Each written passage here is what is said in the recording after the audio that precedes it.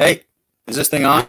Are we live for another Monday night of Snapdown Wrestling?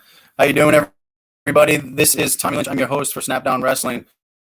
Tonight we have Jacob Joyce, a sophomore from Pontiac High School, and we also have a four-time Ohio State champ in Colin Palmer that's going to be joining us tonight on Snapdown Wrestling. So kind of an interesting combination of what's going on and what's going down. Jacob Joyce has a opportunity and potential to be a four-time state champion here in Rhode Island.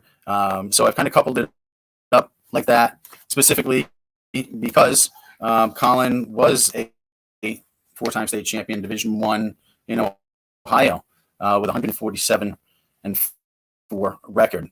So Jacob last year as a freshman came in at 106, won the state championship as a freshman. So what that says is basically he has an opportunity to be a four-time state champion, providing we have a season.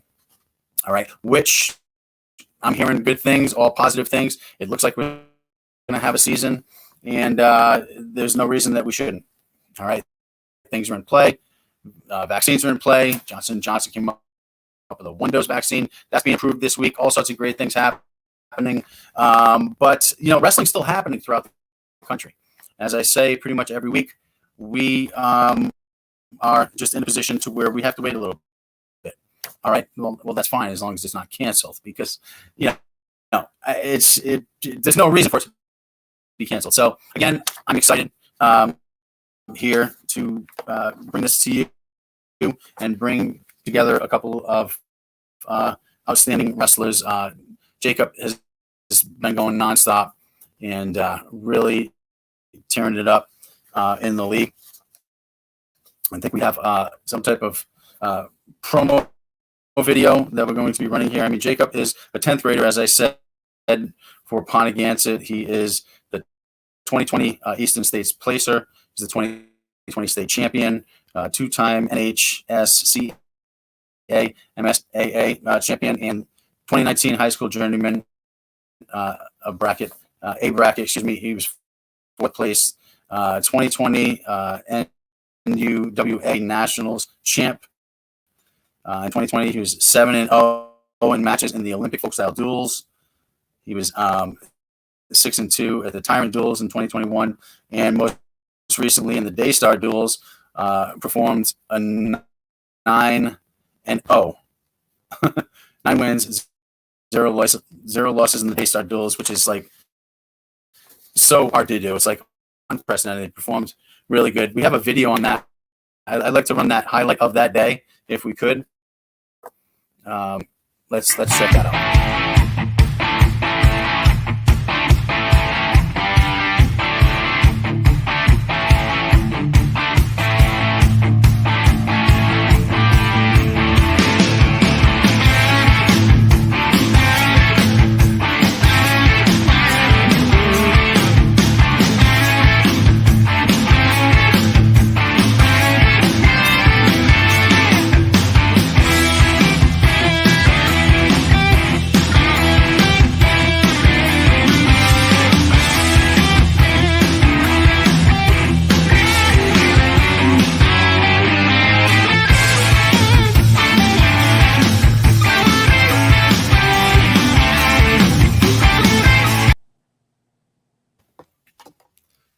Nice. That was my intro video. We were able to get the highlight video of Jacob. Let's see if we can run that next one, because that's really what I want to see.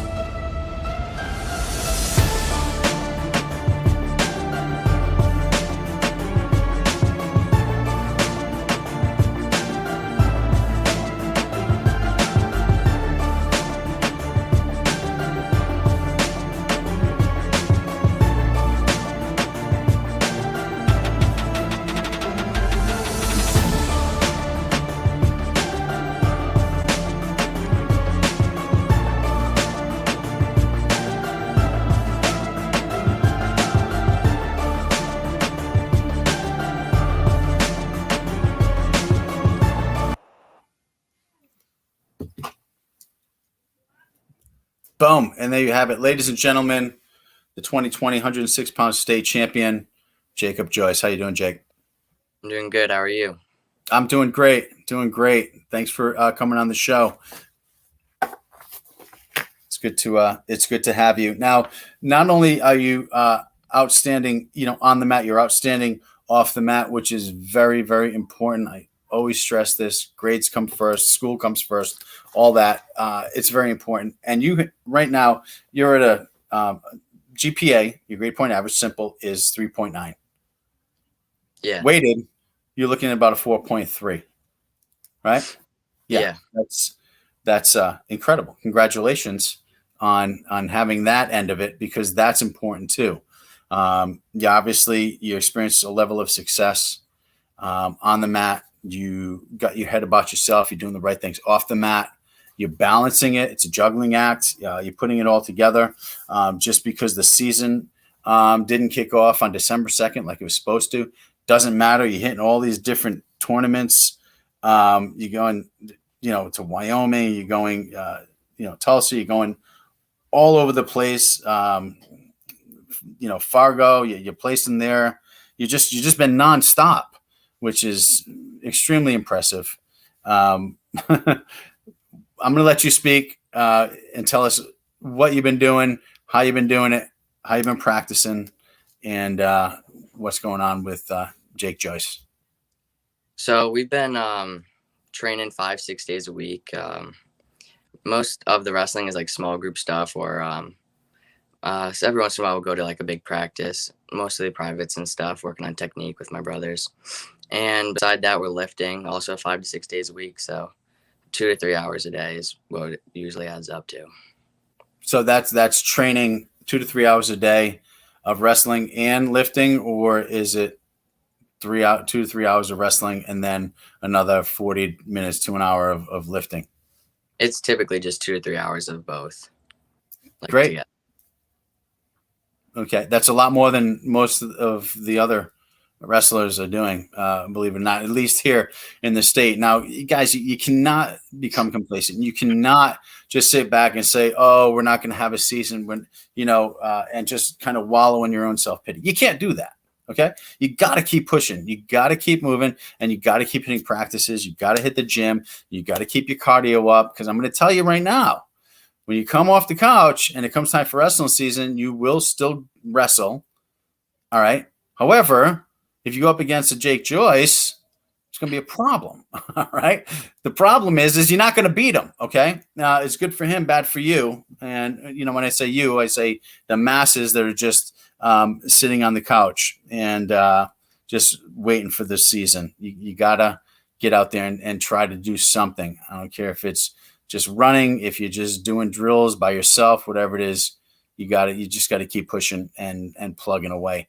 Now, the highlight video that I just showed, that was at the Daystar Duels, right? Yeah. What was going on with you that day? I mean, you had a phenomenal day. You're unstoppable. I mean, you're not wrestling, slouches. You're wrestling, some serious competition, and you're tossing them around like rag dolls. How are you doing that? It's a lot of prep before the tournaments, like the weight cuts we're doing properly and good, a lot of cardio, and just peaking at the right times the day of the tournament and staying focused. Right, staying focused. How do you stay focused when there's other distractions around? Your friends, maybe pulling you in a certain direction. Like, what do you do, like, to stay focused? How do you keep that level of focus when it's questionable whether we're even going to have a season? What's your motivation? My main friend group is the wrestlers at Pontigansa, and we're always working, so it's pretty easy to not fall into other distractions. Right. Now, Pontigansa, speaking of Pontigansa, your dad's the coach, Mike Joyce. Right. How long has he been the coach? Not too long, but I'm not sure, but probably maybe around 10 years. That's what I was thinking. I've only been back in the game here in Rhode Island for 3 years at Cranston West. I was the assistant coach for 1 year and the head coach for 2 seasons. and that's what I was figuring, or I might have obviously heard it somewhere that he was there. Around 10 years, your dad's doing great things with the program. Now this year was a big year for Pontiganza. You guys are strong across the board, from bottom to top. Stronger even maybe than you were in 2018 when Pontiganza won the states and New England's. What's going on with you guys, and knowing that you are right up there and could do it again. Must be chomping at the bit. How you feeling right now about not having a season? Yeah, that's tough, but we're getting a lot of competition in, or at least our younger guys are. Like our seniors who are committed aren't as much, but they're still training a lot with us. And our younger guys, like our freshman, sophomore, and me, are going out and getting a lot of competition in outside of the state. So although we can't have we don't know if we'll have one yet, but no matter what, we're going to be competing a lot. Right. So no matter what, you're still going to be recognized. But I'm really, really hopeful for a season, and I'm really positive that we're going to have a season, because there's no reason that we're not going to have a season. So I want you to, cross your fingers, say a prayer every night, but still have that positive energy out there that we're going to have a season. Just keep repeating that. Like, what? Yeah, we're going to have a season. So that if enough people say that, I'm telling you, we're going to have a season. There's no reason we shouldn't, especially when, states like Ohio, Florida, Virginia, Oklahoma. I mean, these states didn't skip a beat. And if we, can take a look at some of the data there, they're still going. Montana, you got a 4-time state champion in Birdwell from Montana. He's looking for not only his 4th state championship, but he's looking at an undefeated career, high school career. Which is only I think 3 other Montana wrestlers have ever done that. Are you undefeated? In our Rhode Island season, yeah, all the local stuff. But I'm saying, yeah, in the high school season for Pontiganza, have you lost a match? No. Wow, that's interesting. Do you understand the scope of the footsteps that you're in? Yeah. Because the freshman year is definitely a tough year to go undefeated and win the state championship. Right. It is. Do you know how many other Rhode Island high school wrestlers have done that? Undefeated, 4-time state champion? I do not know. Yeah, probably 1, maybe 2.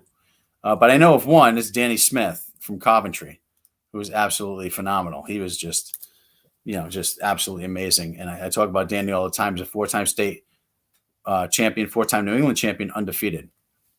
But just to be in Rhode Island, in the local, in your regular season, in your state, to be undefeated and a 4-time state champion, that would be something. So I'm really hoping for a season for you, for guys like you, and obviously the freshmen coming in, and for the seniors that are leaving. We have to have a senior, and we have to have a season, and for Pontiganza in general. You got Mason Lynch, who obviously knows you. Jake is a stud, advanced technician for a sophomore. Yeah, and last year in the finals, didn't you get a pin in the finals? Yeah. Or was I thinking about somebody else? Got a pin in the finals. I pinned my other 3 matches, but yeah. Okay, and Serge is on. He's an amazing wrestler for an amazing family. Your family. I mean, Michael, same thing. Amazing wrestler. And Serge, thanks for tuning in. Always good to see you on here. And you're 106 as a freshman. What are you weighing now? I probably weigh 125 now. 125. Yeah. And what are you thinking about going this year? I'll probably go 20. I mean, we'll see what I'm weighing, but that looks to be where we're going. So 20. Yeah. So you're definitely not looking to go down to 13? Probably not, but I mean, we'll see. In the upcoming events, the New England thing, and I think we're going to a national tour. or one of those things, I'll probably be going 13 for. But I mean, we'll see what I weigh when the season. Right.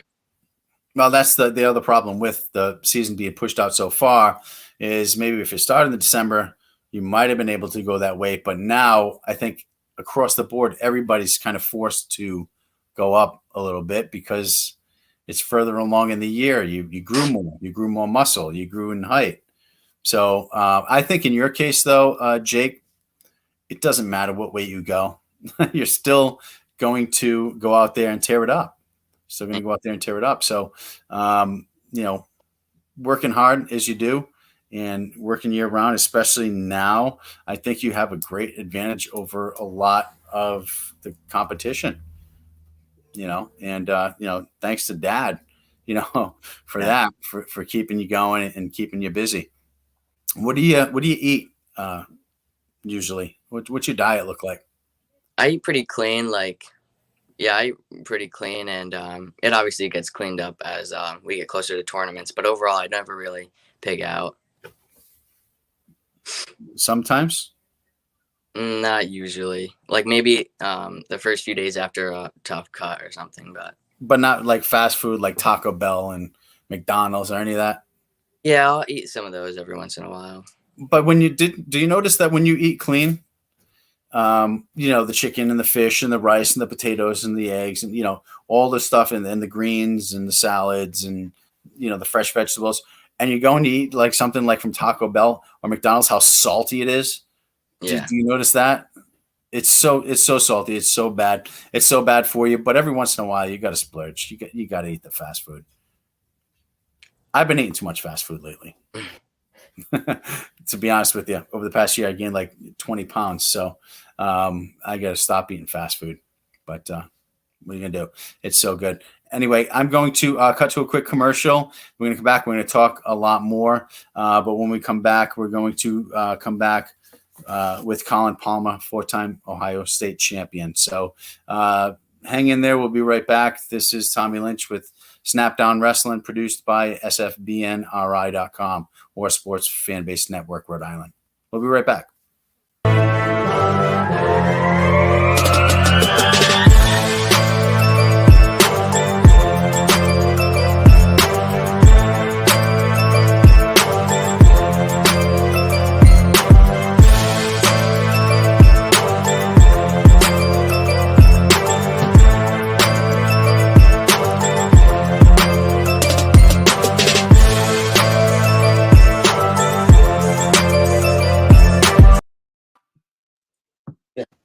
Thank you.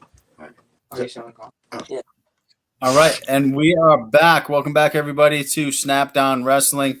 I'm your host, Tommy Lynch. We were just talking with Jacob Joyce, and now we are coming into it with Colin Palmer, a 4-time Ohio Division I state champion and outstanding wrestler, a 4-time Medina Invitational Tournament champion and outstanding wrestler, 2005 Beast of the East champion, 2007 sophomore national champion and the outstanding wrestler in the nationals, 2008 Super 32 national champion, 2008 Ironman national champion and 3-time finalist, 2009 Dream Team member. And the list goes on and on. 8-time Reno Tournament of Champions champion, record holder, 6-time Tulsa national champion. I mean, just an amazing resume of winning. Colin, how you doing? Good. How's it going, guys? Yes, it's going great. It's great to have you on the show. Thank you for taking the time. I know that you just got out of practice and was trying to rush home to join us here on Snapdown Wrestling. So we really appreciate that. Yeah, no doubt. Thanks for having me on. No problem. Now, you are a St. Edward High School alumni in Lakewood, Ohio. Correct. And a 4-time state champion of 147 and 4, if I'm reading that right. Yeah, something right around there. Or maybe it's 174 and 4, but I think it was 164 and 4, something like that. But who's counting? Right. When you have that many wins, just who cares? Because it got you a full ride scholarship to Ohio State right there your own home state, to be able to have the success that you had on the mat, and helping your team to win state championships and be able to stay there in Ohio and go to Ohio State. Just an amazing job, amazing career. Now, there was one match that I'm interested in, and I want to ask your permission to air this match. It was called some called it the match of the decade, some called it the high school match of the century. Yeah. You know what I'm talking about? Oh yeah, Taylor match. The Taylor match, yeah. When you went out there, and when we go to our refs rules segment, we're going to really pick that match apart and see, exactly what happened there. Sounds good. That's when folks, Colin wrestled David Taylor, who at the time was also a 3-time state champion, correct? Yeah, we were about a month out from the our running for our 4th state title. It was a duel between us and Graham. I'm not sure if that was for the national title or not. I don't believe so that year, but Taylor decided to bump up to 140 from 135, and we went after it. Yeah, that was just an incredible match. A couple of quick calls there. So, we want to, take a look at it. Do we have your permission to run that? Oh yeah, no doubt. YouTube channel from yours? No doubt. Okay, great. Let's get right into that. This is about a 9-minute match. So folks, hang in there and check this out. This is a very exciting match. You're not going to want to miss it. So let's get that up and run that. And we're going to have our ref, Joe Esposito, who's going to do our refs rule segment, kind of air in on this and give his opinion and weigh in on this match, Joe.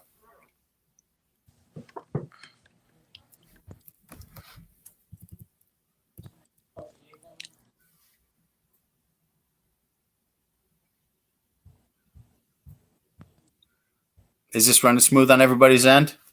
Yep. Do we have sound? No sound. Okay.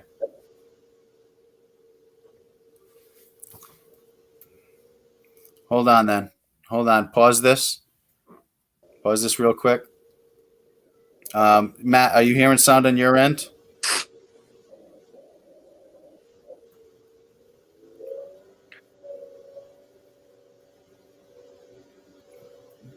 That's fine. And I'm just gonna do this.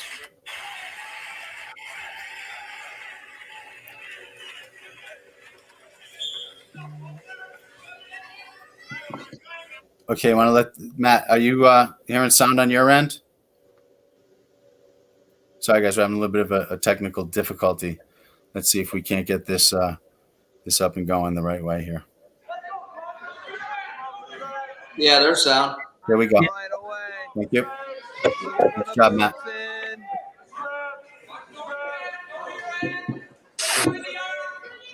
Taylor, a phenomenal scrambler. Look at him scramble out. Palmer's got horses and back over. Now, Colin, you're in the solid black singlet here. Correct. Palmer. Your brother away.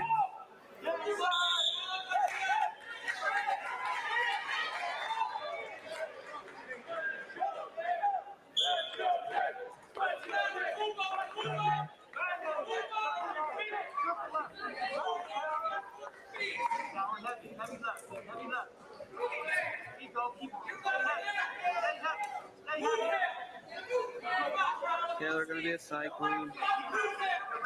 Yeah, I don't know. Do you guys normally have 2 guys on the mat? What's that? It had to be a championship Showdown. match of some sort. I think because of the caliber of the match, I think that's why they ended up. Yeah. Yeah. Oh, Palmer. Palmer's got him in some trouble. Now, right here, He's got his scars off his this was it. This was the turning point in the match. If you could have hit that. Stalemate here. Yeah. So there was a couple points in the match where I felt like I didn't have the gas tank to really run a match of this caliber. And that was one of the points where I was like, man, if I go for this heavy, which I definitely should have. Looking back at it, obviously, there's a couple corrections you could have made, but Yeah. I mean, you'll see once we get to like the 3-minute point in the match, I completely lose footwork. I completely lose all cardio. I mean, I was to a point in my career where I was teching and pinning everybody throughout the season, so I feel like I got a little lazy in my training. But he let me know about a week out, and it just wasn't enough to prep, for a full 6-minute top level national championship match. Yeah, for sure. And this is definitely a national championship Right. match. Right away. Right. So Taylor returns him. Palmer looking to come out. And I also thought that they stopped that stalemate a little too soon. I think that if you were given a little more time, you might have went for it. yeah, I feel like I should have stepped up and just ran it, but Yeah. I knew where my gas tank was, and I knew if I went all in and missed it, I was going to be toast in the rest. But Sure. I ended up hitting a wall anyways here soon.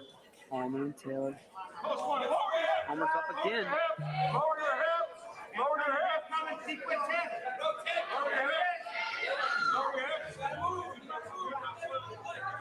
Now, for those of you that don't know, David Taylor, he was absolutely phenomenal.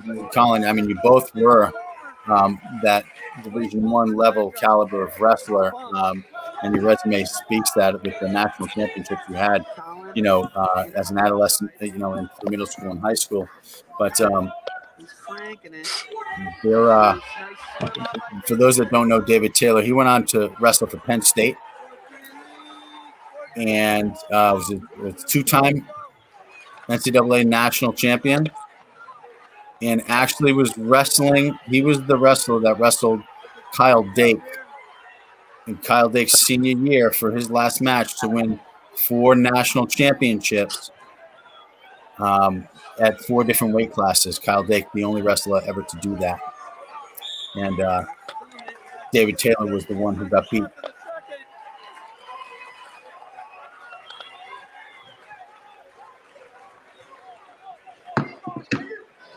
It probably didn't help you that the ref was really pushing the pace of the match. Yeah, I mean, he's actually a really good guy. Stayed there at all. Yeah, I mean, I think some of the stalemates were kind of crazy, but I think the crowd really wanted to see, fireworks, Sure. And they got him. Yeah. And this was one heck of a match. This could have gone either way at any given moment, especially if you had more time on some of those holes, like when you had that head chancellor there, that bar on. Right.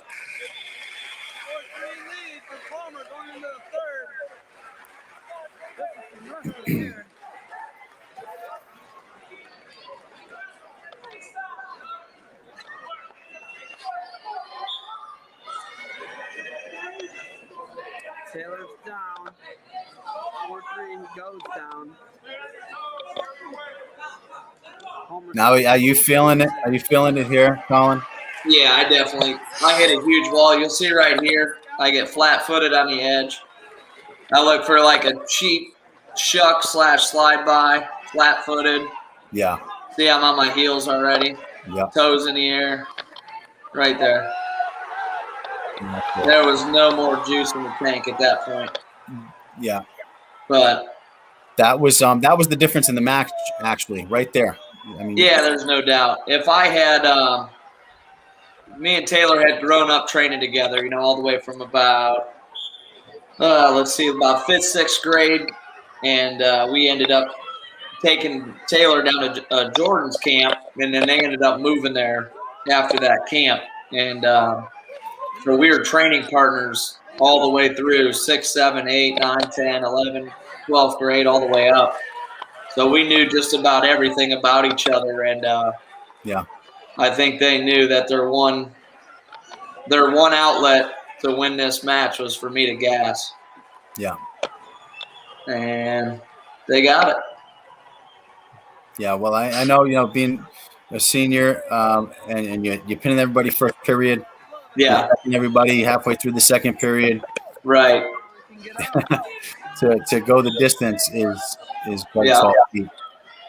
My senior Yeah, year. but I'll tell you what, it was actually a good time of the year for me to catch a loss because it helped me prep, that last month for the state tournament. You know what I mean? Sure, yeah, absolutely. So it was kind of an eye opener and just helped me grind through the rest of the season. Well, there's a point here coming up where he gets this tilt, and Well, I don't think there was back points there. I even talked to the referee multiple times after the match. It was a very, very questionable 2 count, but nonetheless, I mean, I wasn't doing much on the bottom, so I was giving up that deep way straight to a chop and just easy points that I shouldn't have, right here. And here it comes, yeah. I mean, I don't know. No, it really wasn't. I Yeah. feel that's my opinion. Maybe one, and then you came back, and then maybe he brought you again, and you got another one, but then you came back. I don't think it was never past 45 to where he should have been counting off a 3 count on that. And I don't know, man. It was close. It was right there, though. I mean, I just got lazy, Gave up a 2-on-1 on somebody that was not as strong as me. He was good on top. He was very good at lacing up wrists, claws, staying real tight, real long on top. And, I mean, he got the job done.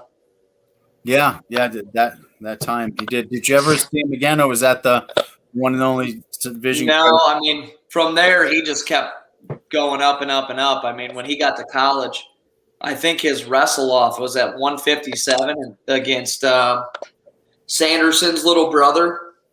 And I think he ended up redshirting, and then he went up and up and up from there. So, Yeah. We never wrestled again. I don't even know if we trained again after that. I ended up at Ohio State. I got hurt within the first season at Ohio State, so everything got cut short. But I never competed against Taylor again, so that was unfortunate because a couple of my losses came from Penn State guys. So I had Taylor, who I had lost to my senior year. My other loss senior year in the Ironman finals was Andrew Alton.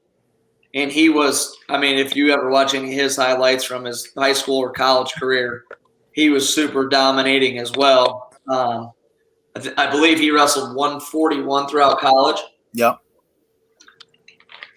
But a couple tough dudes, For sure.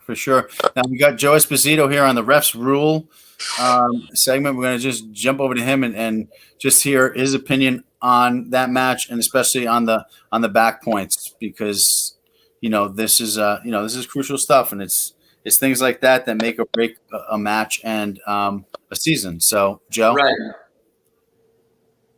you doing, guys? Great match. Jake, nice to see you. Having a great career. Good luck going forward. Thank you. There was a lot of stalemates there that, the ref, I think, was just pushing the tempo of the match. And whenever there was any freeze in the action, he was calling it, guys back to the middle. That, like I said, that wasn't helping you any. For somebody who was looking for air at any point, it's tough. But that was one of the biggest criticisms that I've received from coach was that there isn't enough stalemates called in our matches. We're allowing kids to wrestle basically standing still for way too long in one position, as opposed to just restarting and getting back to the middle. As far as the tilt there, the ref was right in front of it. He had the best view of the angle. He was right in front of it. He was 2 feet away. And, if you saw me watching the video, I started swiping. and I got actually to 3 when I was swiping 2. I probably would have awarded the 2 points there just as he did. But again, the referee had the best view there. Yeah. I know as a defense, being on the defense, you never think you're in criteria as much as you are. A lot of Right. times. And, you know, it's tough. But again, he had the best view of the tilt there. And, you know, you got to remember, you had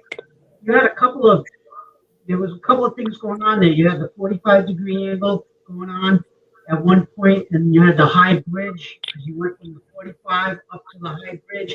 So were you still in criteria from that point yet? I would have kept counting because you never actually came out of it. You know, you weren't at the 45 anymore, but then you came up to the high bridge, Right. and then you came out of it. So, Right.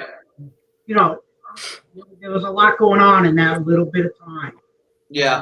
Well, Defense point of view, you probably didn't feel as if you were going that way, you know? yeah. One of the things that he was saying was the chest to back. That's where the count had kind of paused. You know what I mean? Yeah. Chest to back, you know, too tight there.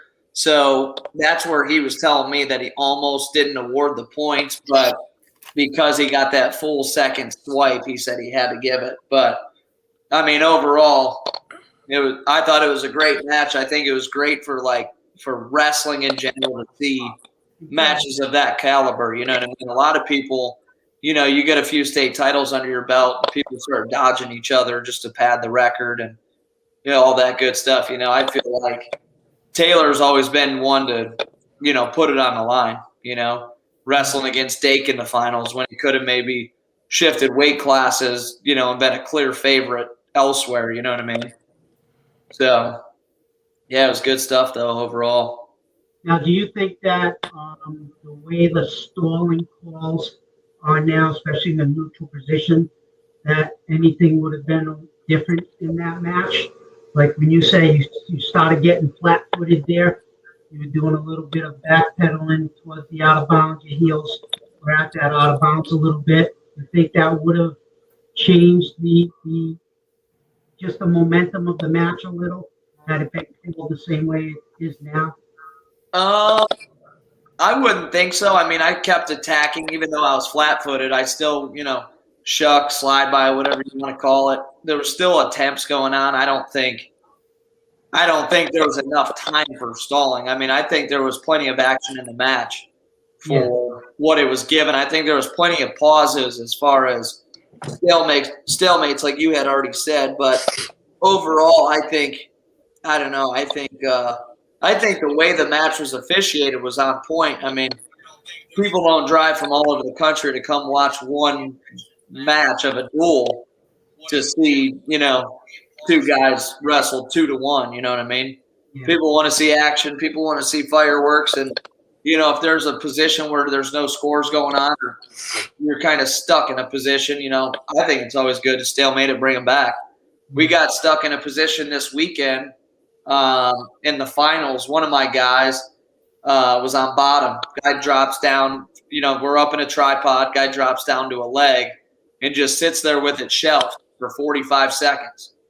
And I'm just sitting there. I'm like, the ref was god awful. You know, it's sad that we got to sit there and watch that. But my opinion is on it.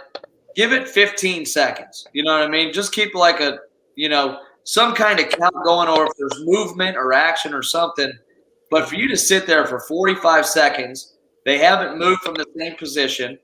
The only thing that's changed is maybe a whizzer to a head post. It's just kind of crazy to me. Hit them for stalling, you know? Stalling, stalemate, something.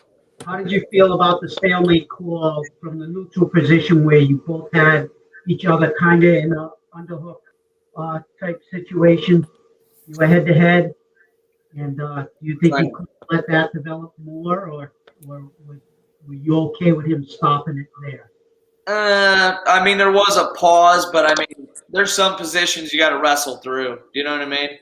You know, we find that out a lot in the wrestling room. I mean, when there is no referees, these guys will get to a stalemate position and then they figure it out. You know what I mean? If you really want that score bad enough, people will figure it out. I think sometimes the refs get really aggressive on the calls, but some refs really want to be in the match, and I think sometimes they need to take a step back and let the kids wrestle and just let them figure it out on their own, unless they get to a position where, like I said, people are stuck and they really can't go anywhere or there's no action.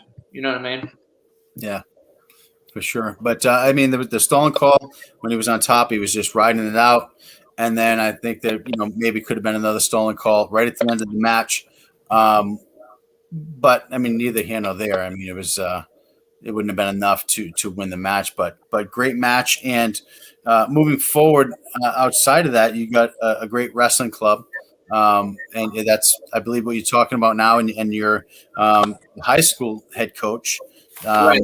for St. Francis DeSales, yep. DeSales, yeah, and you have a wrestling club, Correct. and that club is JC Wrestling Club. CP. Excuse me, CP. I'm reading it different here. CP Wrestling Club. Obviously, Colin Palmer. I was looking at something else, but how's that going? And how long have you had that club going? I heard it's like one of the best. Everything's going well, man. We just posted today. We had over 100 high school sectional placers throughout the central region of Ohio. Just went through all the lists, and I was checking all the names of all the guys who have attended club and camps and everything else, and just to see those numbers and everything, come to fruition was pretty awesome. As far as a club, we've won 4 state titles so far as a club between junior high and grade school state tournaments, and then at high school wise, I just took over the high school a couple of years ago, about 2 years ago, and we're using the club to kind of funnel guys into the high school. So now that we got that ball rolling, we have probably about 3 or 4 guys that'll hit the state tournament this year, and then next year things will just keep growing. So hopefully within about a year or two, we'll be a force here in Ohio. That's awesome. And so basically, you're kind of your own feeder program. Do you also have a junior high school program, or a middle school program? When I was coming through junior high school, but middle school program. And Jared Opfra, he is a big deal. He's a director as far as working with the youth program and the middle school program. Do you have a feeder, and how many middle schools are actually feeding your program right now? I would say there's probably about 15 different middle schools that'll feed into our school. The one thing that we're running into an issue with here in Columbus is the private schools have districts that you have to live in between to go to DeSales. So there's 5 or 6 different Catholic schools all in Columbus, and it's like the only place where you have to go to the Catholic school of the region you live. So like up in Cleveland, where I'm from, we had St. Ignatius and St. Edward right down the street from each other. There is no boundaries. You just pick where you want to go and pay, and you're enrolled. Right. So we're kind of fighting that district boundary line. It was something that was put in place to keep enrollment up, back in like the 80s. So I don't know. I think it's garbage. I think if you're paying money, you be able to go wherever you want to go. And I think we'd have a lot more success a lot sooner if there were not boundaries. You know what I mean? I feel like we'd really be dominating at this point, but it's just going to take a little bit longer. So what would you say your student population is at your school? Ooh, I want to say around 750. Something. 15 feeder programs feeding the high school sector. Yeah, there's a bunch, because you can live between probably about 10 to 12 cities. So basically like a pizza, you got this chunk can go here, this chunk can go to this school. So, I mean, it's the unfortunate part is I get kids from all over the state that come and train with club, and, you know, you build that bond with the kids, and, you know, they want to come wrestle for you. The next thing you know, you find out they live outside the boundaries, and it's a no-go, you know, unless they're fortunate enough to have the funds to, you know, pick up and move or whatever they have to do to come there. But it's a tough situation. So, How many kids do you have on your team? on the high school team, we only have about 12. So when I took it over, it's a program that back in like the 90s and early 2000s was really, really good. Coach Mark Marinelli was in charge of it.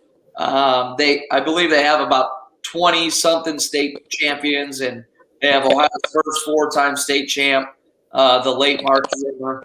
And, you know, they just had a great program, you know, had a great program. So basically it hit rock bottom for about 8 years, and we're just picking it up off the floor and kind of rebuilding everything. So we got the junior high program up to about 24 guys. And what I'm leaning towards, I'm not leaning on numbers. I'm leaning more on quality.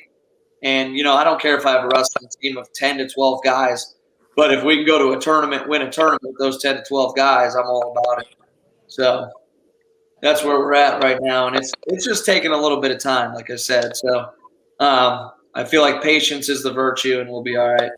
Yeah, no, definitely. It sometimes takes time to rebuild the program, get that feeder program all in place, and get them funneling into your school there. Now, you wrestled for St. Edward, right? Right, correct. And now you're at St. Francis. How far away is that?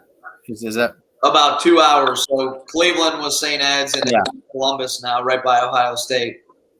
right? And now you're doing it over there with 12. I mean, 750 approximately in the school. That's not too bad. And I know that you're gonna build that program right back up, especially once they know really who they're wrestling for. Correct. So you know, that's going to be great. Now, Jake, how many wrestlers do you have on Pontigansett this year? Pontigansett won the States of New England in 2018, and it is just a great program. So I'm curious to know myself how many wrestlers you have at Pontigansett. Probably like 20 to 30. 20 to 30 is That's the state population. Just so you know. And, that's the what?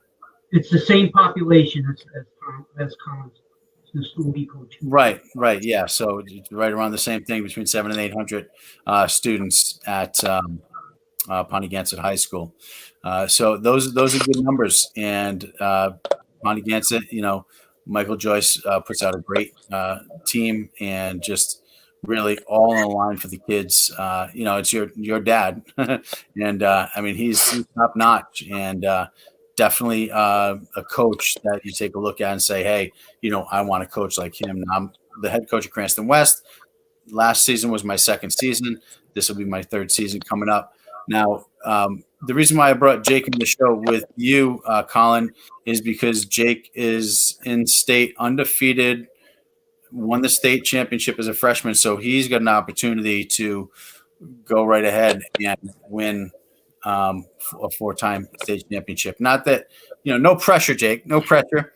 But I mean, it is what it is. When you win it as a freshman, you can potentially win a 4-time state championship and do it undefeated. Now, I know Danny Smith did it undefeated, but there were other 4-time state champions that Serge Boysu has just reminded me of here. And Sean Giblin, who wrestled for Cranston West. He's a Cranston West alumni, as well as John Altieri and Michael Myers, all 4-time Rhode Island state champions. But you know, to do it undefeated is tough.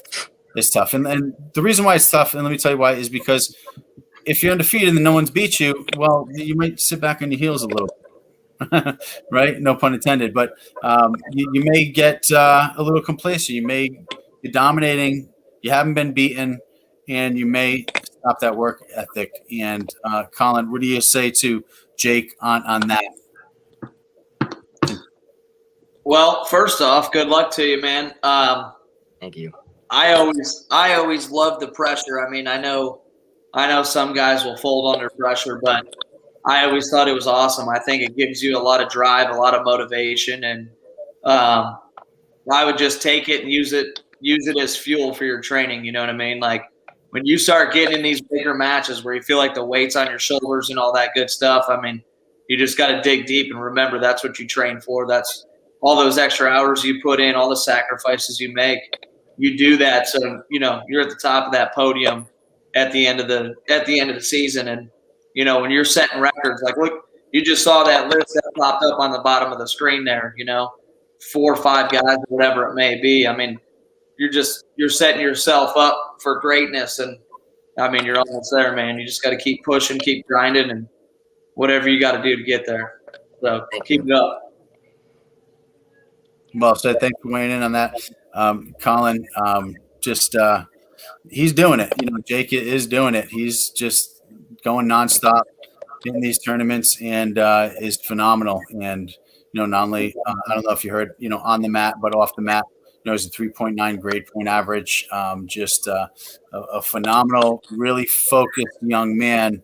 And to have that as a freshman, just keep doing that, man, and don't let anything get in your way. It really can't. I mean, you're just unstoppable. You got a great family behind you. Your brother's, another great wrestler, and that makes you good. Did you wrestle your brother throughout? He's always been a good amount bigger than me, but recently I've caught him in size. Oh, okay, great. So, some broken furniture and things. You guys have some wrestling matches in the house, or mom pulling her hair out. What's going on there? We've been training a little bit now. I train a lot with my younger brother, who's also about the same size as us, but right. Besides that, it's just training with the other Pontianta guys. And your brother's also a state champion. Is he a 2-time state champion? I'm pretty sure he only won once, but he was in the finals 3 times. Right, 3-time finalist. Is he a senior this year? Yeah. Damn! Wow. Michael Choice is still in high school and tearing it up. It's great when your brother and your family wrestles, and you can have that, even though he was bigger than you. I know he beat up on you, which made you tougher. And Colin, you had a brother who was also a 4-time state champion as well in Ohio, right? Yep, Lance Palmer. Yep. And then he went to Ohio State, ended up being a 4-time All-American, national finalist, lost to Brett Metcalf in the finals. Now he's a 2-time world champ in the PFL MMA Fight League and going for 3. I was actually working out with him today. He's got I don't know if you guys remember Bubba Jenkins. He wrestled at Penn State and transferred over to Arizona State, won a national title. He was one of Lance's nemesis coming up through, college and all that good stuff. But that'll be Lance's first fight in this next MMA bout that he's got. So, what league is he doing the MMA? It's Professional Fight League. So how they run it, it's ran as a tournament. So the first 2 fights, so you'll start one fight out in May, and then you fight again in June. Those 2 fights, based off how you finish your opponent, you get points, and depending on how many points you get, it seeds you in the bracket. And then you'll jump into I want to say it's an 8-man bracket, so then you'll have quarters, semis, finals. If you win the finals, you win $1 million. Nice. Yeah. Kind of like Warrior. Yep. Same difference, except it's spread out over 6-7 months instead of a couple weeks. Right. Yeah. I mean, it would have to be. I can't imagine unlike wrestling matches doing MMA or the UFC. Right. You can't just go match after match after match. That's exactly. Some break in the action there. We got John Clark watching from Sacred Heart. I want to say hello to John. Thanks for chiming in, and hello to you and your family as well. But this has been a great show. Colin, it's been a pleasure having you and Jake having you on. I appreciate you hanging in there and coming on board with this and talking to us and inspiring other young wrestlers to take on that same work ethic and that same level of focus, because that's really what it takes to be a champion. And Colin, you have been such a champion and such an inspiration. I mean, throughout. I mean, it's just absolutely amazing, and it's great to see that you are coaching now. You have the club and you're coaching the high school teams. Any thoughts on going up to college at all and coaching on that level? Because you certainly, obviously, could. Honestly, probably not. I think I'm pretty content with where I'm at, and I feel like I have a lot to provide to the youth, junior high and high school level. I feel like the college level is something I feel like you got to stick with. You know what I mean? Like you got to go straight from college, straight to assistant coaching. You know what I mean? And kind of stay in the system. And that's just ran more like a business. I mean, I feel like you don't really build the personal relationships like you do when you start with a guy at 8 years old and you help him all the way through. You know what I mean? Yeah. And you have a lot more freedom running your own club and doing your own thing. So we're college. I can't imagine the stress those guys go through. Year round, just it's got to be a constant grind. But I mean, it is on the club level and with the high school stuff. But I don't know. I think I'm going to stay where I'm at and just keep grinding it away. Nice. Now, full scholarships. How does someone go out and be able to achieve and obtain a full ride at a Division I school? How do they? Is that yeah. I mean, you did it. And what would be the best advice you could give to some of our viewers on how to go about and obtain? Because everybody wants a full ride to a Division I school, but you did it. So, what prep did you do, or did you have a team of coaches behind you contacting some of these colleges, or were you just recruited? I mean, you're obviously a standout, so many eyes on you. Yeah, I mean, I would say if there's anybody who's up and coming and not sure of how to reach that point, your best thing to do is probably to reach out to somebody who has and just follow in the same footsteps that they did. Obviously, winning state titles in Ohio, it's immediately putting you on the map. I've had a few guys that I've trained that they weren't state champs, but they had 4.0 GPAs, and they were good practice partners, and they may have taken, they may have placed a couple times at state tournaments, but because they were here in Ohio, they still ended up with 70, 80% scholarships. You know what I mean? Sure. It's a full package deal, though. It's not, hey, I went to practice every single day all year long. It's more along the lines of, do you live it? Do you sacrifice? Do you do the private training sessions? Do you do the 2-a-days? Do you do the weightlifting all season long and not, stop weightlifting because you're in wrestling season?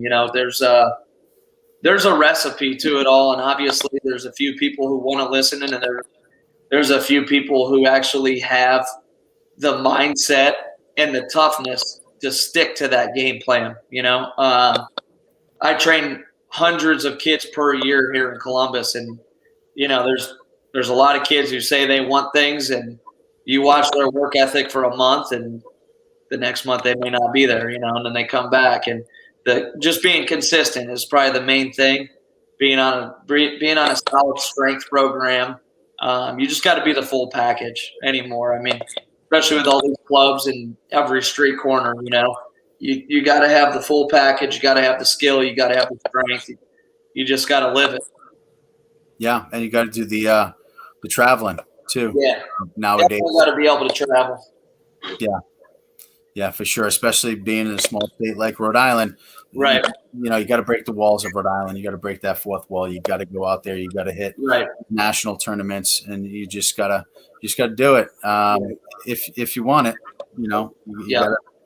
You got to do it. It doesn't have to be necessarily year round, but I mean, half year round you can do it. I used to wrestle year round, and I know that some of if you go for it, I mean, it's kind of putting all your eggs in one basket, but it's a great basket to put it in.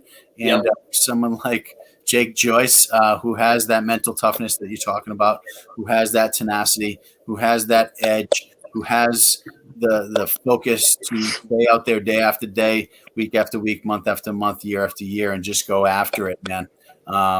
You're definitely doing it.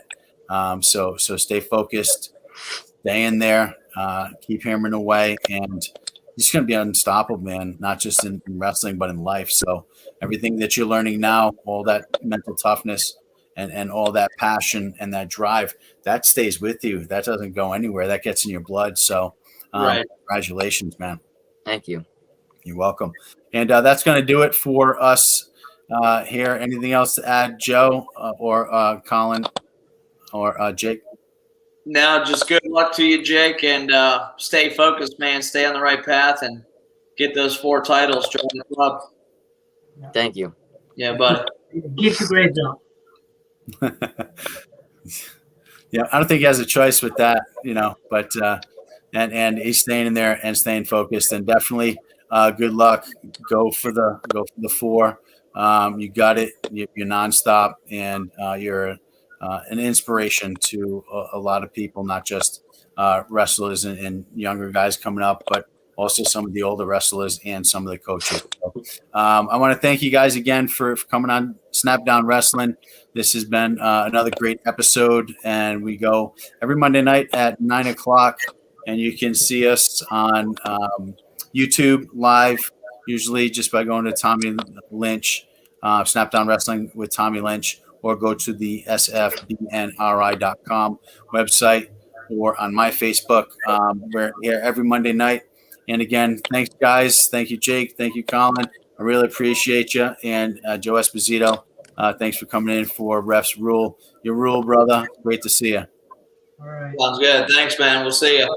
Okay, thanks again, guys. And we'll see you guys next time. Thank you for tuning in to Snapdown Wrestling with Tommy Lynch, produced by Sports Fan Base Network, Rhode Island. Thanks again. Be safe.